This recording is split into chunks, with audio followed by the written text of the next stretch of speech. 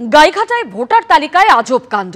গাইঘাটার ভোটারের নাম বাদ, একই নামে অন্য ঠিকানায় ভোটার, নাম বাবার নাম একই রেখে রাজারহাট নিউ টাউন বিধানসভায় ভোটার, ছবি ঠিকানা পাল্টে নতুন ভোটার কার্ড তৈরি। অভিযোগ গাইঘাটার ভোটারের। বিডিওকে লিখিত অভিযোগ গাইঘাটার শুটিয়ার বাসিন্দা পরিমল দাসের। 2003 সালে 19 বছর বয়সে প্রথম ভোট দিয়েছে। 2019 সালে লোকসভা ভোটের সময় নাম কাটা যায়, দাবি পরিমল দাসের। নেপথ্যে বড় চক্র থাকতে পারে বলে অভিযোগ তার। অভিযোগ খতিয়ে দেখার আশ্বাস গাইঘাটার বিডিও।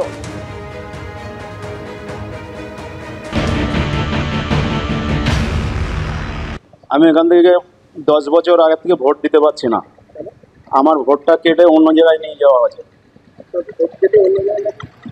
অন্য জায়গায় নিয়ে গেছে অন্য কেউ। আমি প্রথম অবস্থায় বুঝতে পারিনি যে আমার ভোটটা কেটে গেল কেন। পরে আমি কম্পিউটারে নেট থেকে বার করে দেখি অন্য এক ব্যক্তি আমার নাম সব কিছু সম্পূর্ণ ডুপ্লিকেট করেছে। ডুপ্লিকেট করে সব কিছু ঠিকানা ছবি টবি সব কিছু ডুপ্লিকেট করে কলকাতার রাজারহাট নিউ টাউন ঠিকানা করে নিয়েছে। এই বিষয়ে একটা অভিযোগ আজকে জমা পড়েছে এবং সেটা উনি যে ওনার অভিযোগের ভিত্তিতে আমরা তদন্ত করে দেখব এবং রাজারহাটের যে ইআরও আছেন সংশ্লিষ্ট যে ইআরও ওনাকে জানানো হবে, রেকটিফিকেশন করে দেওয়া হবে। ওনার ভোটার কার্ড আবার এখানে ট্রান্সফার করিয়ে আনতে হবে, ওনাকে সেটা সেভাবে আমরা গাইড করে দেবো। আর এই ঘটনা নিয়ে শুরু হয়েছে রাজনৈতিক তরজা। তৃণমূল বিজেপি কার কি বক্তব্য শোনাবো।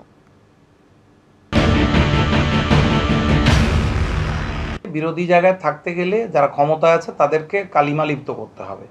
আমার কথা হচ্ছে এই ভোট বা ভোটার এটা কেন্দ্রীয় সরকারের সংস্থা আমি মনে করি। এটা সম্পূর্ণ সেখান থেকে পুরো জিনিসটাকে দেখা হয়। যদি এমন কোনো কিছু কেউ করে থাকে সম্পূর্ণ অপরাধ, আইনের পথে চলবে।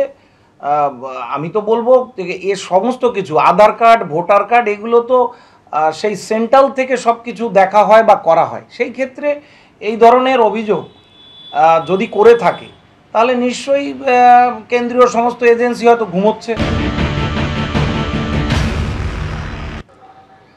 পশ্চিমবঙ্গে প্রায় 1 কোটির উপরে ভুয়ো ভোটার আছে এবং বিভিন্ন সময়ে প্রশাসনের যে প্রভাব খাটিয়ে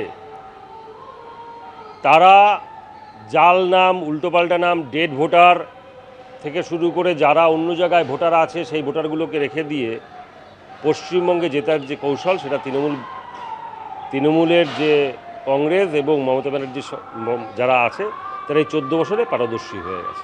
সাংবিধানিকভাবে যে স্বশাসিত একটা সংস্থা তাকে এই রকমভাবে তার কাছের যারা কাজ করে যারা তাদের এইভাবে উনি থ্রেট করতে পারেন না।